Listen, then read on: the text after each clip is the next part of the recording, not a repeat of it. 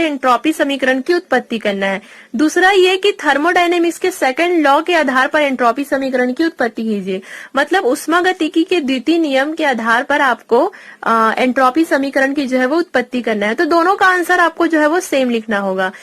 तो चलिए आज का वीडियो हम स्टार्ट करते हैं। बट इससे पहले अगर आप लोगों ने कार्नोट साइकिल का वीडियो नहीं देखा हुआ है तो प्लीज एक बार आप BSc second year physical chemistry के प्लेलिस्ट में जाकर के कार्नोट साइकिल जो है वो जरूर देखिए, क्योंकि आपका ये जो क्वेश्चन है वो कार्नोट साइकिल से ही रिलेटेड है। आपको कार्नोट साइकिल की जो भी इक्वेशन है उस इक्वेशन को यूज करके आपको एंट्रोपी समीकरण जो है वो बनाना है। तो कार्नोट साइकिल को अगर मैं फिर से यहाँ बताऊंगी तो कम से कम आधे घंटे मुझे लग जाएंगे, इसलिए बेटर यही है कि कार्नोट साइकिल का वीडियो बना हुआ है आप वो देखिए। और कार्नोट साइकिल के लास्ट में हमें इस प्रकार का जो है वो इक्वेशन हमें जो है वो मिला हुआ है। मतलब कार्नोट साइकिल को जो एफिशिएंसी है जिसे हम ईटा से जो है वो प्रदर्शित करते हैं उसके इक्वल हमें T2 minus T1 upon T2 और Q2 minus Q1 upon Q2 जो है वो हमें प्राप्त हुआ था। तो इसके आगे का हम जो है वो अब देखने वाले हैं। तो चलिए हम स्टार्ट करते हैं। क्लासियस नाम के जो साइंटिस्ट थे उन्होंने 1850 में कार्नोट साइकिल की दक्षता के आधार पर एक नया उष्मागतिकी फलन जो है वो प्रस्तुत किया। तो ये आखिर एंट्रोपी क्या है? ये जो एंट्रोपी है वो एक प्रकार का उष्मागतिकी फलन है, मतलब थर्मोडायनेमिक फंक्शन है जिसे हम एस से जो है वो प्रदर्शित करते हैं। आगे जो मैं आप लोगों को डायग्राम बताऊंगी वहां पे हम एंट्रोपी को और अच्छे से समझेंगे कि एंट्रोपी चेंज कैसे हो रहा है, सारा चीज हम यहाँ पे समझेंगे आगे डायग्राम में। बट यहाँ पे आप लोगों को दो चीज समझना जरूरी है कि पहला तो ये कि ये जो एंट्रोपी है वो एक फंक्शन है, वो एक फलन है, थर्मोडायनेमिक्स में यूज होने वाला एक फलन है और इसे हम एस से जो है वो एस से यहाँ से हम जो है वो जो एंट्रोपी है उसे हम जो है वो प्रदर्शित करते हैं। तो चलिए अब हम स्टार्ट करते हैं। तो जैसे कि हम एक कार्नोट साइकिल के हेल्प से इसकी जो है वो समीकरण जो है वो बनाना है। तो हम जो है वो कार्नोट साइकिल का जो हमें लास्ट में एफिशिएंसी मिला हुआ है, एफिशिएंसी मतलब होता है आपका जिसे हम ईटा से जो है वो प्रदर्शित करते हैं और इसके equal T2 minus T1 upon T2 और Q2 minus Q1 upon Q2 हमें जो है वो लास्ट में जो है वो प्राप्त हुआ था। अब हम इसके आगे का देखते हैं। इसे हम ऐसे भी लिख सकते हैं, ये जो आपका माइनस है उसे मतलब ये जो निगेटिव में है उसे हम पॉजिटिव में भी लिख सकते हैं, या करके हम जो है वो सेम चीज को यहाँ पे लिखेंगे। ये जो आपका माइनस है उसको आपको जो है वो प्लस कर देना है। आगे आपको लिखना है 1 माइनस T1 अपॉन T2। तो यहाँ पे 1 माइनस अगर आप इसे सॉल्व करोगे तो आपको सेम यही मिलेगा। मतलब अगर आप इसका एलसीएम निकालोगे तो लास्ट नीचे आपका T2 ही आएगा। T2 को इससे जो है वो मल्टीप्लीकेशन करोगे तो आपका T2 माइनस T1 ही आएगा। कहने का मतलब है कि ये जो आपका T2 minus T1 upon T2 है उसे आप 1 माइनस T1 अपॉन T2 भी लिख सकते हो। और ये जो आपका Q2 plus Q1 upon Q2 है उसे जो है वो 1 प्लस Q1 अपॉन Q2 भी जो है वो लिख सकते हो, क्योंकि आगे हमें इक्वेशन जो है वो बनाना है इसलिए हम इसे जो है वो इस प्रकार से जो है वो लिखे हुए हैं। अब आपको क्या करना है, ये जो 1 है उसे इस तरफ लाओगे तो 1 1 जो है वो माइनस हो जाएगा और ये आपका जो है हो जाएगा 0 हो जाएगा। तो यहाँ पे आपका केवल बच जाएगा माइनस T1 अपॉन T2 और Q1 अपॉन Q2 यहाँ पे जो है वो बच जाएगा। अब आप क्या करोगे, एक दूसरे को जो है वो करो, मतलब Q1 को इस तरफ ला लोगे, T1 को इस तरफ ले आओगे, Q2 को इस तरफ ले आओगे तो आपका इस प्रकार से जो है वो बन जाएगा minus Q1 upon T1 equal Q2 upon T2। यहाँ तक आप लोगों को क्लियर हुआ? अब उसके बाद क्या करना है, ये जो आपका Q1 अपॉन T1 है आप उसको जो है वो इस तरफ ले आओगे तो ये आपका Q1 upon T1 plus Q2 upon T2 equal 0 जो है वो हो जाएगा। तो यहाँ तक आप लोगों को क्लियर हुआ? ये आपका जो है वो Q1 upon T1 plus Q2 upon T2 equal जो है वो हमें 0 प्राप्त हुआ है। स्पष्ट है कि कार्नोट साइकिल में सभी Q अपॉन T पदों का योग जो है वो 0 होगा। आगे हम कार्नोट साइकिल को जो है वो डायग्राम देखेंगे जिसमें ये चीज आप लोगों को और अच्छे से जो है वो समझ में आ जाएगा। बट यहाँ पे आप लोगों को ये ध्यान रखना है, इतना आप लोगों को आपके नोट्स में जो है वो पहले लिखना है कि कैसे कार्नोट साइकिल का जो एफिशिएंसी मिला था, जिसे हम जो इक्वेशन हमें मिला था, इसके बाद हम लोगों ने ये सब किया और हमें लास्ट में Q1 upon T1 plus Q2 upon T2 equal 0 जो है वो प्राप्त हुआ। यहाँ तक आप लोगों को क्लियर हुआ? तो चलिए अब हम एक डायग्राम देखते हैं जिसमें हम कार्नोट साइकिल जो है वो बनाएंगे। तो यहाँ पे हम जो है वो कार्नोट साइकिल देखते हैं। कार्नोट साइकिल, ये जो आपका साइकिल है ए अवस्था से बी अवस्था में जो है वो चेंज हो रहा है।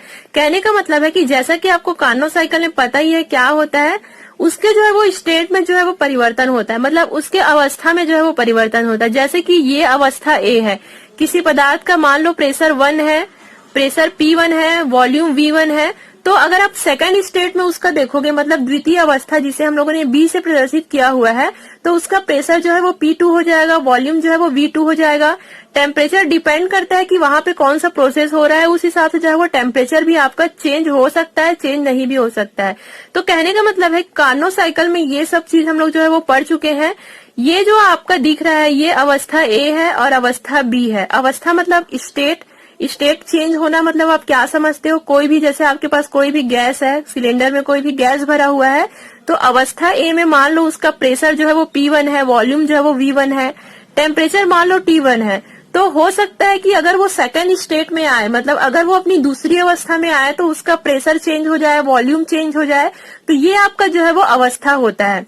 तो यहाँ पे एक प्रकार का साइकिल बना हुआ है, अवस्था ए से पहले अवस्था बी में आएगा, फिर अवस्था बी से जो है वो अवस्था ए में आएगा। तो कहने का मतलब है ये एक प्रकार का साइकिल है, जिसे हम कार्नो साइकिल भी जो है वो कहते हैं। तो चलिए हम देखते हैं इसमें ए से बी तथा बी से ए तक होने वाले परिवर्तन को कार्नो चक्र से बना हुआ माना जा सकता है। मान लो हम लोग इस प्रकार से जो है वो डायग्राम बनाए हुए हैं, जहाँ पे ए से बी में और बी से ए में जो है वो परिवर्तन हो रहा है, जिसे हम ये मानते हैं कि कार्नो चक्र से बना हुआ इस प्रकार का जो है वो हम इसे मानेंगे। अर्थात ये चक्र जो है वो समतापी एवं रुद्धोष्म प्रक्रम से बना हुआ है, मतलब आइसोथर्मल और एडियाबैटिक प्रक्रम से जो है वो बना हुआ है। तो ये आप लोगों को इतना समझ आया कि डायग्राम में एक्चुअल में हो क्या रहा है। बस इसमें कुछ नहीं है, अवस्था में जो है वो परिवर्तन हो रहा है, स्टेट में जो है वो चेंजेस हो रहा है। ये अवस्था ए है, अवस्था बी है। अवस्था ए में प्रेशर वॉल्यूम कुछ और है, अवस्था बी में प्रेशर वॉल्यूम कुछ और है। तो कहने का मतलब है कि ये केवल अवस्था में यहाँ पे परिवर्तन हो रहा है और एक प्रकार का यहाँ पे चक्र बना हुआ है, एक प्रकार का यहाँ पे साइकिल बना हुआ है, जो कि इस प्रकार से जो है ये घूम रहा है। यहाँ तक आप लोगों को क्लियर हुआ? आगे देखते हैं ए बी ए चक्र को अनेक कार्नो चक्र से बना हुआ माना गया है। प्रत्येक कार्नो चक्र के लिए, मतलब ये जो आपका ए बी ए साइकिल है, उसे हम लोगों ने ये माना है कि बहुत प्रकार के कार्नो साइकिल से जो है वो बना हुआ है। तो लास्ट में हमें जो ये प्राप्त हुआ था Q1/T1 प्लस Q2/T2 इक्वल जो है वो 0 हमें जो है वो मिला था। मतलब ये जो हम लोगों ने लास्ट में देखा था, इसके इक्वल हमें जो है वो 0 यहाँ पे जो है वो मिला हुआ है। अब हम आगे देखते हैं, इसमें क्या कहा जा रहा है, अत्यंत सूक्ष्म कार्नो चक्रों के लिए। मतलब DQ हम लोगों ने यहाँ पे देखिए यूज किया हुआ है। तो DQ कब यूज करते हैं, जब हमें बहुत छोटे चीजों के लिए जब आवश्यकता हो, मतलब बहुत ही ज्यादा सूक्ष्म चीजों के लिए जब आवश्यकता हो, तो हम वहां पे जो है वो DQ जो है वो लिख देते हैं। तो यहाँ पे ये जो आपका Q1 है उसे हम जो है वो DQ लिख देंगे और T1 जो है वो यहाँ पे T ही रहेगा। तो हम जो है वो आगे इस प्रकार से लिखते हैं, यहाँ पे हम जो है वो लिखेंगे सिग्मा DQ और ये जो है वो REV का मतलब होता है रिवर्सिबल। ये जो हमारा प्रोसेस हो रहा है, वो जो प्रोसेस है वो उत्क्रमणीय है, मतलब वो जो प्रोसेस है वो रिवर्सिबल प्रोसेस है। यहाँ पे जो भी प्रोसेस हो रहा है वो रिवर्सिबल है, इसलिए हम लोगों ने यहाँ पे DQREV मतलब DQ रिवर्सिबल करके जो है वो लिखा हुआ है। तो यहाँ पे आपको लिखना है sigma DQ reversible upon T। तो इसके इक्वल होगा ये जो आप देख रहे हो Q1/T1 प्लस Q2/T2। इसी को ही हम जो है वो इस प्रकार से लिखेंगे इंटीग्रेशन A से B। तो यहाँ पे इंटीग्रेशन A से B इसलिए लिखा हुआ है क्योंकि अवस्था A से B में जो है वो यहाँ पे परिवर्तन हो रहा है। यहाँ पे अगर आप देखोगे तो अवस्था A से अवस्था B में जो है वो परिवर्तन हो रहा है, इसलिए हम लोग यहाँ पे इंटीग्रेशन A से B करके जो है वो लिखेंगे। तो ये आपका क्या हुआ, ये आपका फर्स्ट स्टेप हुआ। फर्स्ट स्टेप में क्या हो रहा है, अवस्था A से अवस्था B में जो है वो परिवर्तन हो रहा है, इसलिए हम जो है वो इसे इंटीग्रेशन A B करके जो है वो लिख देंगे।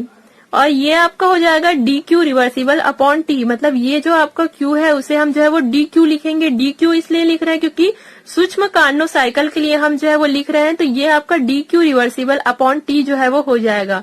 प्लस यहाँ पे इंटीग्रेशन A से जो है B से जो है वो A हो रहा है। मतलब कहने का मतलब है कि हम लोग यहाँ पे ये वाले साइकिल में A से B तक जो है वो पहुंच चुके हैं। अब B से फिर से हमें रिटर्न A तक जो है वो जाना है। तो इसके लिए आपको यही इंटीग्रेशन B से A करके जो है वो यहाँ पे लिखा हुआ है। तो आगे हम यहाँ पे फिर से DQ जो है वो लिख देंगे। D Q reversible upon T equal जो है वो 0। मतलब ये जो चीज है उसे हम लोगों ने डी क्यू करके जो है वो यहाँ पे लिखा हुआ है और हम लोगों ने यहाँ पे इंटीग्रेशन जो है वो लगाया हुआ है। तो यहाँ पे इंटीग्रेशन लगाने का मतलब ये है कि जो भी अवस्था परिवर्तन हो रहा है, मतलब ए से बी में, बी से ए में परिवर्तन हो रहा है, उसे हम लोगों ने इस प्रकार से लिखा हुआ है और इसमें कुछ भी नहीं है।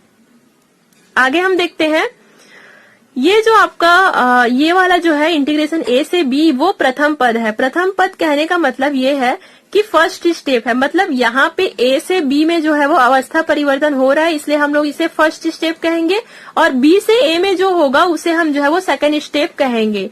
तो ये जो आपका ये इंटीग्रेशन बी से ए है, उसे हम जो है वो इस तरफ ले आएंगे, तो ये जो होगा आपका जो है वो माइनस हो जाएगा। ये आपका जो है वो प्रथम पद हुआ और ये आपका जो है वो द्वितीय पद हुआ। आप यहाँ पे माइनस, यहाँ पे आप माइनस का साइन हटा भी सकते हो, इसलिए हम इसे पॉजिटिव भी लिख सकते हैं, निगेटिव भी लिख सकते हैं, पॉजिटिव भी लिख सकते हैं। तो या करके आप जो है वो इस प्रकार से भी इसे यहाँ पे लिख देना।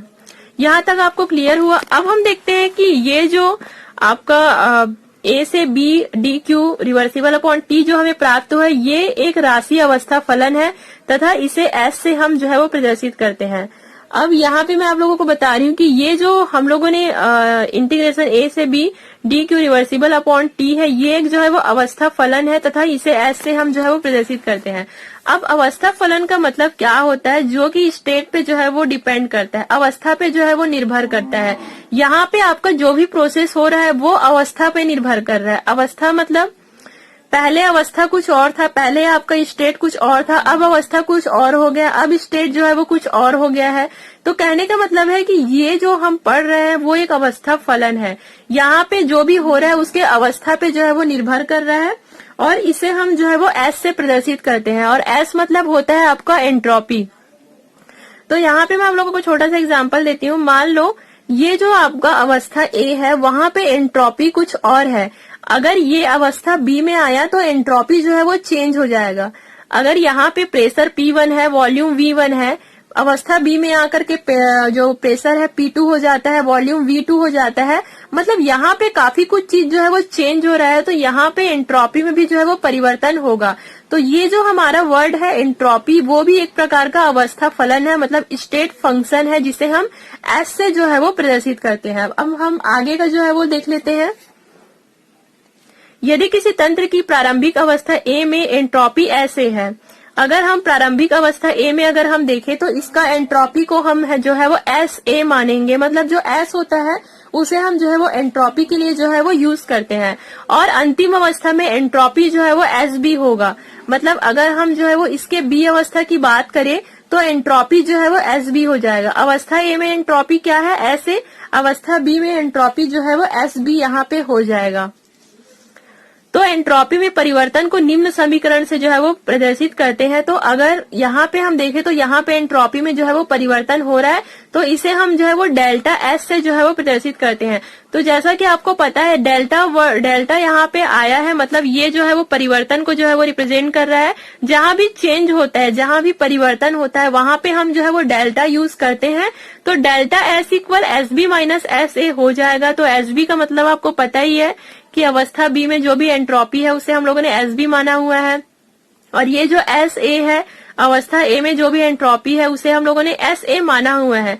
इसके इक्वल आपका इंटीग्रेशन ए से B D Q reversible upon T जो है वो हम लिख सकते हैं। अब आगे हम देखते हैं, यदि परिवर्तन अत्यंत सूक्ष्म हो, अगर यहाँ पे जो भी चेंजेस हो रहा है, एंट्रोपी में जो भी चेंजेस हो रहा है, मान लो बहुत ज्यादा सूक्ष्म है, तो जैसा कि आपको पता है कि अगर कहीं भी सूक्ष्म आया है तो हम उसे डी क्यू जो है वो लिखते हैं। तो यहाँ पे हम जो है वो ये जो आपका डेल्टा एस है उसे हम जो है वो डी एस करके जो है वो लिख देंगे, और ये जो आपका ये जो इंटीग्रेशन ए बी है वो यहाँ से हट जाएगा और आपका केवल D Q reversible upon T जो है वो बच जाएगा। तो कहने का मतलब है कि delta S equal Q reversible upon T होता है। मतलब जो भी एंट्रोपी परिवर्तन हो रहा है वो अवशोषित की गई ऊष्मा, जिसे हम क्यू से प्रदर्शित करते हैं, और जो भी टेम्परेचर है उसके अनुपात पे जो है वो डिपेंड करता है। तो यही आपका जो है वो समीकरण है एंट्रोपी का, परिवर्तन का। एंट्रोपी परिवर्तन जिसे हम डेल्टा एस से प्रेजेंट करते हैं उसके equal Q reversible upon T जो है वो आएगा। मतलब इसमें जो भी उष्मा अवशोषित हो रहा है जिसे हम लोगों ने Q माना हुआ है, और जो भी टेम्परेचर है जिसे हम लोगों ने T माना हुआ है, इन दोनों के अनुपात पे जो एंट्रोपी परिवर्तन है वो जो है वो डिपेंड करता है। तो डेल्टा ई, डेल्टा एच, जैसे कि आपको पता है कि डेल्टा ई मतलब आंतरिक ऊर्जा में परिवर्तन, डेल्टा एच मतलब एंथैल्पी में परिवर्तन, उसी प्रकार है जो है वो एंट्रोपी होता है जिसे हम लोग डेल्टा एच से जो है वो प्रदर्शित करते हैं। और डेल्टा एच भी तंत्र की अवस्था पर जो है वो निर्भर करता है। अब तंत्र की अवस्था पे निर्भर क्यों करता है? क्योंकि यहाँ पे अवस्था में जो है वो परिवर्तन हो रहा है। पहले अवस्था में कुछ और था, दूसरे अवस्था में कुछ और है। तो ये जो एंट्रोपी है आपके अवस्था पे जो है वो निर्भर करता है, एक प्रकार का अवस्था फलन है। तो मैंने आप लोगों को यूनिट 1 में अवस्था फलन, पथ फलन जो है वो बताया हुआ है कि क्या होता है, अवस्था फलन क्या होता है, पथ फलन क्या होता है। तो ये जो आपका एंट्रोपी है वो अवस्था पे निर्भर करता है, मतलब वो स्टेट पे निर्भर करता है। तो लास्ट में आपको यही आपको प्रूफ करना है, delta S equal Q upon T करके जो है वो होगा, और लास्ट में आपको यही इक्वेशन को जो है वो बताना है। तो क्लियर हुआ गाइस आप लोगों को? थोड़ा भी आप लोगों को कंफ्यूजन होगा तो एक बार कार्नो साइकिल जरूर देखना, क्योंकि कार्नो साइकिल से ही पूरा रिलेटेड है। And thank you so much guys for watching this video. कोई भी डाउट होगा तो आप लोग मुझे जो है वो नीचे कमेंट कीजिए, बट एक बार आप कार्नो साइकिल को जो है वो जरूर देखिए, उसके बाद ये टॉपिक आप लोगों को काफी अच्छे से जो है वो समझ में आ जाएगा। And thank you so much guys for watching this video.